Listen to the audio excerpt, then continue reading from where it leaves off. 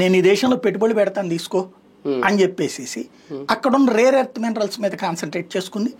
అక్కడ ఉన్నటువంటి వ్యూహాత్మక భాగస్వామ్య ప్రదేశాలు భారతదేశాన్ని భవిష్యత్తులో ఇరకాటంలో పెట్టడానికి చైనాకు వచ్చిన సమస్య ఏంటంటే ఆ మూల ఉంటుంది, అది దానికి సముద్రపు ఎంట్రన్స్ లేదు.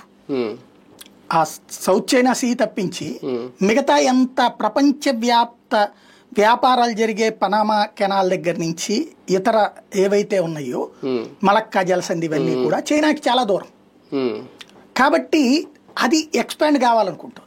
దాని ఫార్ములా ఏంటంటే మావో జడాంగ్, సిపిఐఎం అంటే మావో కదా, వాళ్ళకి సంబంధించినటువంటి ఒక ఫార్ములా ఏంటయ్యా అంటే 5 ఫింగర్ అంటాడు అనమాట. దాంట్లో మీకు మన భారతదేశంలో లడాక్, అరుణాచల్ ప్రదేశ్, అట్లా బంగ్లాదేశ్లో ఉన్నటువంటి ప్రదేశాలు ఇట్లాంటివన్నీ కలిపి ఒక 5 ప్రదేశాలు లెక్కేశాడు అనమాట. నేపాలు, లిపులేక్ అంటే ఈ హిమాలయ పర్వత ప్రాంతాలు, ఇవన్నీ కూడా వాళ్ళు లాక్కోవాలి. 100 సంవత్సరాల చైనా 100 ఏళ్ళు వచ్చే టైంకి ఇవన్నీ లాక్కుంటే అప్పుడు చైనా అమెరికాని దాటి ప్రపంచాన్ని శాసిస్తుంది.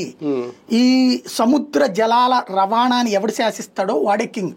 ఇప్పుడు మలేషియా మీకు సింగపూర్కి బతికేది సముద్ర జలాల మీదనే.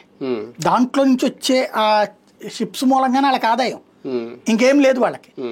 ఇప్పుడు మీకు ఈ తీవ్రవాద సంస్థలు ఉన్నాయి కదా, హౌతీ తీవ్రవాదులు, వీళ్ళు బతికేది ఏంటిది? వాళ్ళ పక్క నుంచి వెళ్తున్నటువంటి మలక్కా జలసంధికి సంబంధించి